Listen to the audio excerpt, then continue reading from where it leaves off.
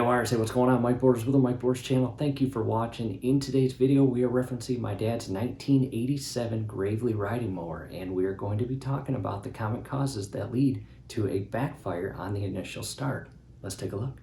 DIYers, I have made my way to my parents, and again in front of us is my dad's 1987 Gravely Professional 18G, and on the back it has the Magnum 18 or 18 horsepower engine. And again, in today's video, we're going to talk about some common causes of why your engine is backfiring during startup. Camera now positioned looking at the rear portion of the tractor near the Magnum 18 Kohler engine. I'm going to carefully lift up on the entire cover that the seat connects to, and now we have better access to the engine, the air filter, and additional items. And the first common cause I want to talk about are your spark plugs and wires and boots. However, let's talk about spark plugs specifically, not the boots or wires at this point, just the plugs. And DIYers, it's extremely important that you buy the proper manufacturer's recommended spark plugs for the engine you own. In addition to that, we can't always assume that all the spark plugs come pre-gapped, and because of that, it's very important to reference your exact serial number service manual. Hopefully you still have it, or if you purchased the tractor from someone else, hopefully they gave it to you during the sale transaction. And inside that manual, you will find the exact replacement part number for the plugs, again recommended by the engineers that built the engine. They know a lot more about the engine and how it performs and what makes it perform best. And because of that, again, you want to follow the recommended guidance set forth in the manual. So again, check that you have the proper spark plugs, and if you do, you want to check the gap. So long story short, with the engine cool, if you have just run the engine, I recommend allowing it to sit in the shutoff position for about 3 hours to allow it to cool off, because those plugs get very, very hot. And after the cool down period, go ahead and pull off your boot and remove the plug. And in our case, we've got one on the left and one on the right, and you want to check the gap. And we're not going to bore you with that in this video because you likely know how to do that. However, if you don't, definitely check out the link scrolling above. We will also have that link down below in the comments and description on how to properly set your gap for your plug.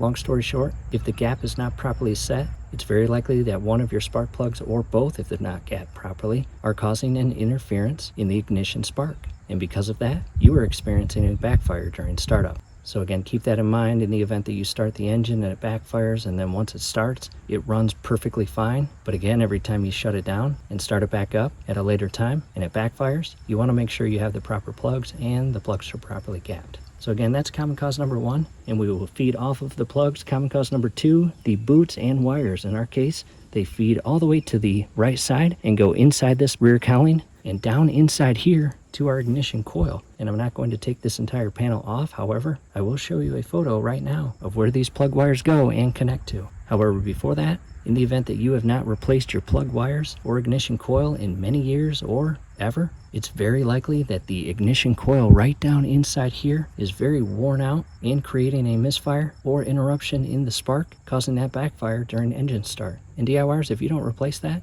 it's not going to fix itself. In addition, down below in the comments and description will be a link on how to properly and safely replace that ignition coil. It is dealing with the ignition system. DIYers, there is a right way to do this and there's a wrong way to do this. Definitely don't do it the wrong way. In addition, after replacing the ignition coil, you can't just replace it and move on. You actually have to properly set the gap or point, depending on what you want to call it. And that is a gap basically just like the plugs up top. If that gap is not properly set, believe it or not, the engine will run worse than it did before replacing it. In addition, it will constantly cause a backfire during every single startup. So again, you might want to replace your ignition coil and ensure that you properly set your gap or point. However, let's head to the computer because I want to show you what that ignition coil looks like. Alright DIYers, hey, a quick break in the action, and again I just want to show you a close-up view of the ignition coil pack or module that again you can't see with the panel or cowling secured. And there it is right there. These are the spark plug wires that feed all the way up to the boots and onto the plugs, and this is a little electrical tab that your kill switch connects to, and the kill switch feeds all the way up and then into an electrical connection and then feeds all the way up to your ignition switch. However, again, here is your ignition coil and module, and you see our flywheel and flywheel fan blade and grass screen. To new photo, and DIYers, here is our brand new installed ignition coil or module. And in this photo, check this out. We are properly setting the air gap in between the rotor that is secured to the flywheel and our newly installed ignition coil. In DIYers, this is a magnetic fed point. In other words, if I didn't pull this back away from the rotor, it would magnetically snap forward and latch onto that rotor. However, again, it's very important that you set the air gap, and you can see our feeler gauge, and we are doing just that. Again, definitely check out that link on how to do that. Don't forget or neglect this very, very important step.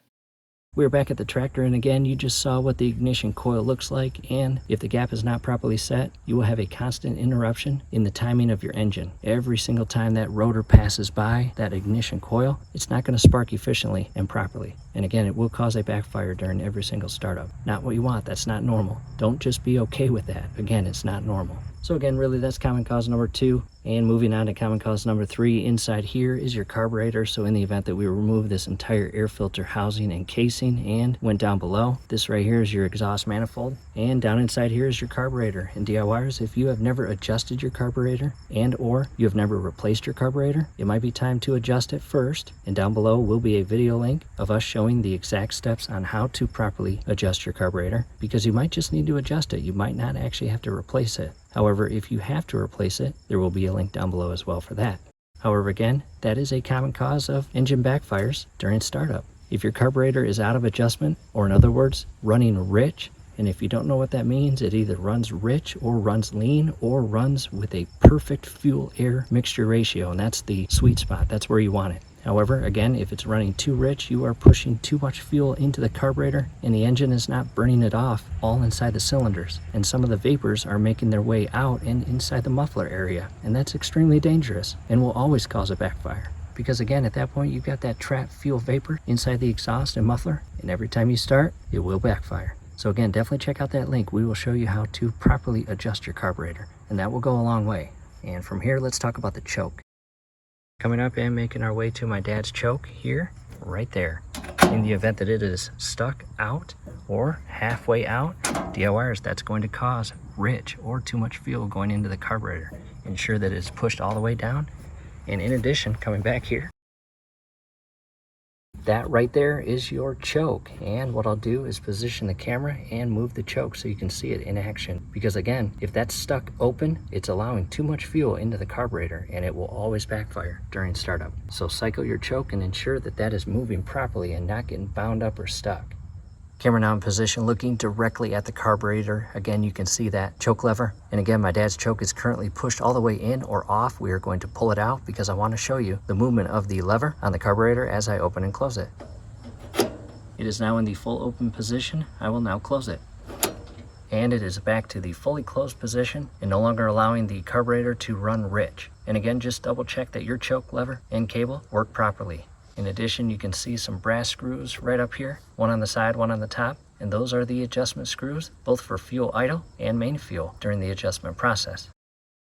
Now to a different camera angle, directing our attention to the muffler. And DIYers, in the event that your muffler is damaged, well, long story short, it's not operating as designed, and the exhaust is not properly being managed and pushed out the lower pipe there. In addition, in the event that you have a modified or aftermarket muffler that is very different from the original, that could be causing it as well, because again, that can alter or disrupt the flow of the exhaust and how the muffler manages it and pushes it out the pipe. So again, take into consideration, it might not be any of those parts that we talked about before, it might be your muffler. In addition, the trap vapors inside the muffler from a running rich carburetor that we talked about a little bit ago. So again, those are the common causes of why your engine is backfiring during engine startup.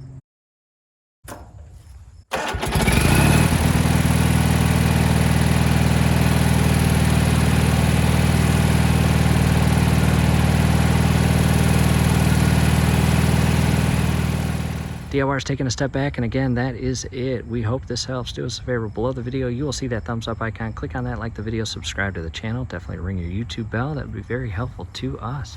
We'd really appreciate it. Thanks again for watching. And again, down below in the comments and description, several helpful video links on replacing many parts: voltage regulator, grass screen, the internal flywheel fan blade, and a lot more.